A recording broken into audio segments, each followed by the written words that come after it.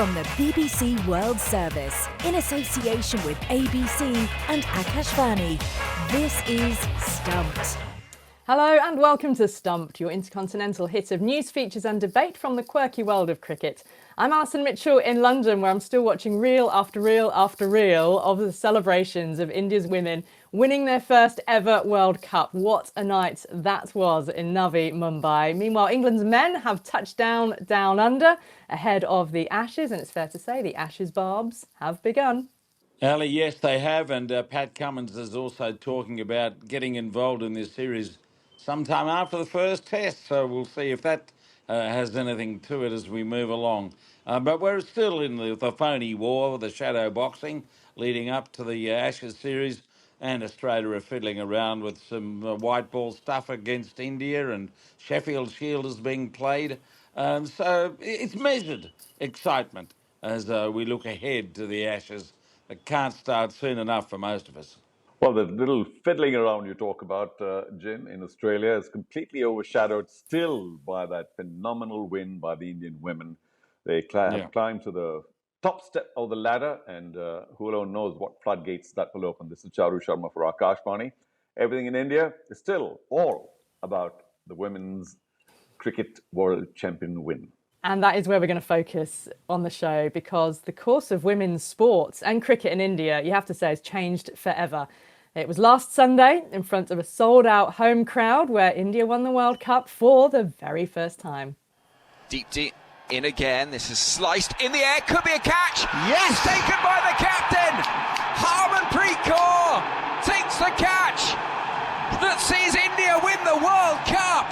Listen to the noise around Navi Mumbai. Look at the scenes. It's gone midnight, but this party will be going on until the early hours. Women's cricket has never known a moment like it. India are the world champions. Well, India held their nerve. They beat South Africa by 52 runs. There was much more tension in the game than a 52-run victory suggests. It was a final for the ages, really. Charu, yeah, it has been a few days since the win. I've been consuming content non-stop. What has it been like in India? Well, that's the word, non-stop, Alison. And why not? Because it's taken them very long, plenty of opportunities, and finally, of course, they climb to the very top. And, you know, nothing that they're getting now is not deserved, because so many, well, I suppose generations have worked really hard at taking women's cricket forward in India. And the current generation is reaping the reward. But it was wonderful to see that they are trying to rope in the other generations as well by, I suppose, giving some attention there as well. And everything that's coming their way is fully deserved. They worked very hard. Of course, they were at home, I suppose one can argue, but it's just been fabulous. And it's going to open up plenty of opportunities, not just for this team, but of course, for generations, hopefully, to come. Yeah, it's what you hope. And Jim, that the World Cup has always been won by either England or Australia, going back to the first one in 1973. But then those are the countries who have then experienced the most investment, not just prize money, but investment. How significant is this win, and for not just Indian cricket, but women's cricket? Well, it in some ways reminds me of what happened in 1983 when India scored that remarkable win against the West Indies at Lord's to win the World Cup for the first time. And that had a huge effect on the game and the interest, the rest of it throughout India. But I'd reckon that this Indian women's team have been much better rewarded for their victory than that men's team ever was. This team, from what I've been reading, is not only going to collect over $4 million US from the ICC, but it's going to be topped up by the Indian board so that Correct. They'll split up something like $5.5 million. Wow. They never had that in those days. They barely have it today for winning a men's World Cup. So well done from that viewpoint, and just for what they did to beat Australia, first of all. And I just thought, well, I hope they don't have a hangover from that one, because that was an extraordinary performance. And then to come up again in the final, particularly when it looked like Wolfhard was going to play another big innings and win the game. So well done.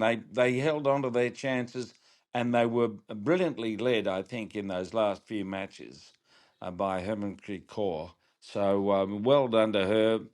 Well done to India. Yes, this should be a transformational victory in terms of the status of Indian women in the game of cricket, which has been thereabouts, but has now hit another peak, and so potentially could be a juggernaut kicking on for a while now. Yeah, it's been a moment I think the women's cricket world has been waiting for a long time. And it wasn't just a win for the players in the current India squad. It really was a win for all the players who have gone before them, which includes former captain Anjum Chopra.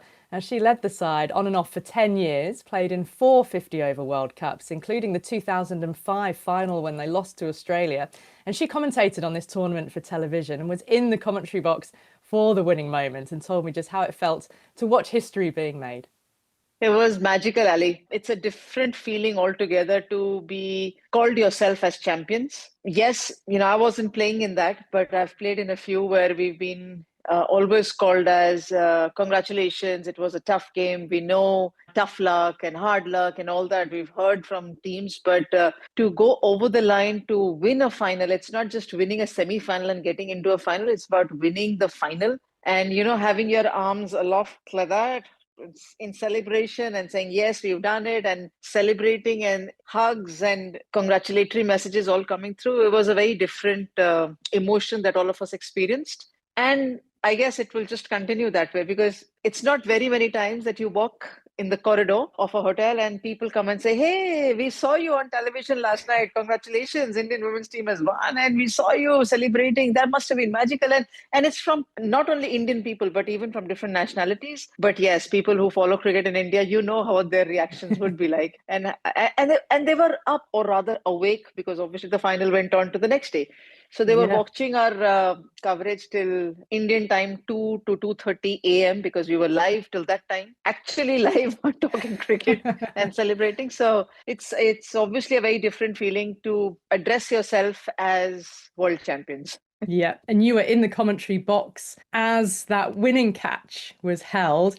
I mean, for you personally then, you must have had a lot of emotions that were ready to spill over. Did you have to sort of contain them a bit on air? Like, how did you manage that moment? It was very funny because I was with Bish in the commentary box. And so the moment the 8th wicket fell, I was like, okay, we've seen this in the past. We have to go over the line. Then the 9th wicket fell, and I just looked at our statistician and I asked him a question. I said, are you sure we just need one more wicket? He said, yeah, we are 9. South Africa is 9 down. So I said, does that mean that we just need one more wicket? He looked at me. Can't quite believe it. Couldn't believe, because there were about 50 plus runs which were required. Okay, we'll make sure that we get that wicket very quickly. In the middle of the over, we were having this conversation, and it's like very different, and then like, when is that one wicket going to come? It's like few seconds around this conversation and that emotion. And then that ball went up in the air, and I saw Harman, she was at covers, and I saw Harman running backwards. And I'm thinking to myself, I know this ball has enough airtime for Harman to get to the ball, but it can still go away from her. And all these thoughts are just coming. What if she gets to that ball? And I hope she catches it. You don't have that much of time, but you know how the thoughts go around. Like time stands still. Yes. And I just see her hands go out, and, she catches the ball over her head. And it's like the way she ran after catching that ball, I'm just thinking what thought she might have had. But the thought that I had in that commentary box is like jubilation. I wanted to jump, which I did. I wanted to celebrate, which I did. After some time, I just didn't know how happy I am, or what more should I do to share that happiness, because it was a moment which, for the first time as an Indian national, Indian women's cricket team member or a part of that has actually experienced that emotion. So it was beautiful, and I still remember it so very clearly. Tell us about the vibe in the ground, the crowd for a start. It was excellent. I mean, to have about 38,000 people, don't have an official number, but for the semi-final, it was 32,000 plus tickets sold, and others who were there in the ground. So for the final, they were sold out. And the celebration was that none of them left till the presentation happened. Everyone was there in the stadium. And when they started leaving was once just about 1 a.m. or 1:30 a.m. when the Indian team was doing their lap of honor. And just after that, also, they were still hanging around. They were leaving in small numbers and they were still waiting to get a glimpse or a picture or an autograph with their stars.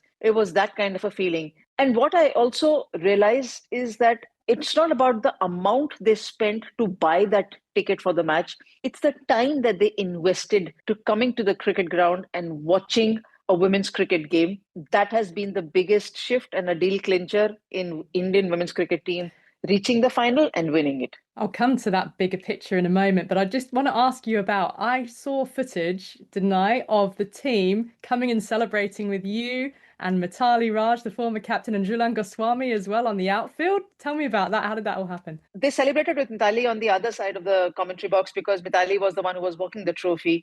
But after that, once they came on the opposite side of the ground because they were doing that lap of honor and thanking people, so they had to bump into us. And me and Jhulan were very much ready to bump into them.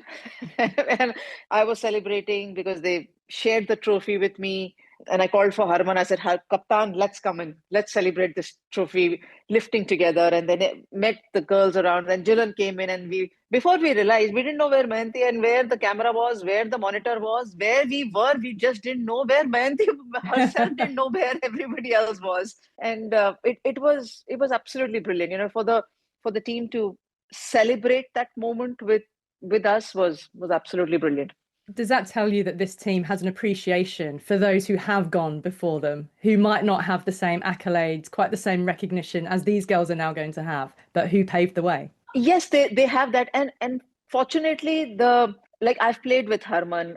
They have a few of the other cricketers have been just around when I was playing or I was just about to finish my sport. Even Sneh Rana has played with me. Deepti Sharma and all have just come in when I was finishing off my career. Jhulan has played with this bunch of cricketers till 2022. So the familiarity is a lot more.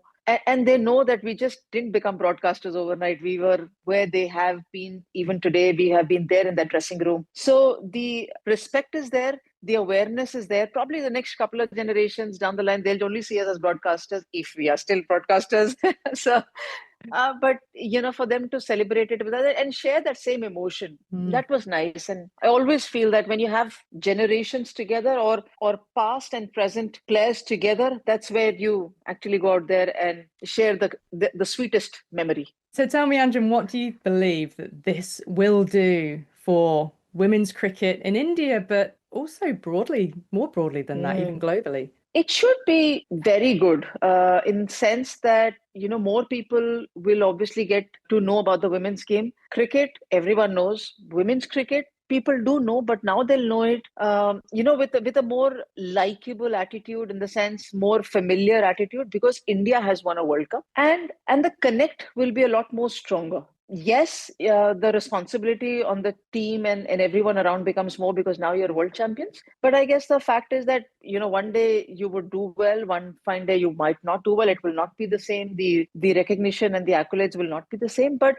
at least it's a start. We've won a World Cup. So the seriousness towards the sport will increase. And the fact that you want the team to sustain as champions or just about it, would that seriousness or that attention will come towards the women's game even more. What do you think the future holds for Harmanpreet Kaur now? She will be around. Her immediate target, of course, is the T20 World Cup, which is there for everyone. Though I asked the coach, I said, so now are you preparing for T20 World Cup? And the girls, he looked at me with such question mark eyes. He says, I don't know whether I'm going left or right. And you're asking me, what am I doing 6 months down the line? Everything is a blur for me right now. I said, yeah, you can take 2 days and then start. Planning for the next. Well, that's it, isn't it? There will be that much more expectation on a team who are world champions to play in a T20 World Cup. Yes, because they've been very close to a final over there in 23. They lost to Australia. Didn't have a great campaign in 24. But the fact is that Harmanpreet Kaur will be around, and I'm hoping that she should just be as fit as she is and even get fitter.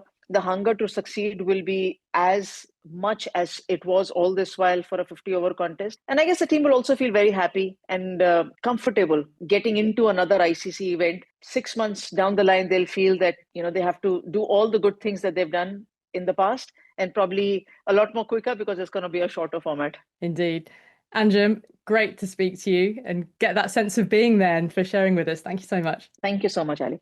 That's former India captain Anjum Chopra. I just so much joy in her voice, Charu. And the bit that actually really jumped out at me was when she spoke about the time that the fans had invested into the team. That's really significant, isn't it? Without question. I mean, just about everything of this campaign, the World Cup campaign. Of course, it was a bit of a roller coaster too, wasn't it? When they lost those 3 matches in the middle and against New Zealand, it was like a do or die, and luckily they did. And of course, there was a massive resurgence that semi-final, really. And there was, I think, a note made earlier about was it Jim who said that had they perhaps, in their rejoicing, spent so much energy that they may not be able to come back for the final. I think that was absolutely critical. I too felt the same, Jim. And yeah, me too. well, anyway, they came back. Well, they came back really well, I've got to admit. Yes, there's no question that a very large section of the population now, much more than ever before, supports the game, knows a little more. There's been extended media, Alison. I think that's made a very big difference. It's not just a match, a score. There have been many stories. I think the stories tend to last a lot longer than, say, a scorecard. And just about every girl playing now, and some of those who probably didn't, also have their stories written about, their backgrounds, and all of that will stay in the minds a lot longer than perhaps that they made 298 or whatever, and they won by 52 runs. So it's the stories that these women have generated. Jemima, very famously, of course, after that knock, became this huge star, and all the rest most of them were stars anyway. Deepti certainly, and a few others. So it's just the kind of attention that the media has now lavished on the women's team collectively and individually that will, I think, propel the game forward, not just the scoreline. And that's what's going to bring more people into at least the bigger matches in India. Well, that's all we've got time for on this week's Stumped for Akash Varney. So don't forget you can follow us on X. We're at BBCWS Sports and use the hashtag BBC Stumped. And check us out on YouTube as well by going to the BBC World Service YouTube channel. My thanks to Charu Sharma, to Jim Maxwell and to all of you for listening. Speak to you soon. Bye-bye.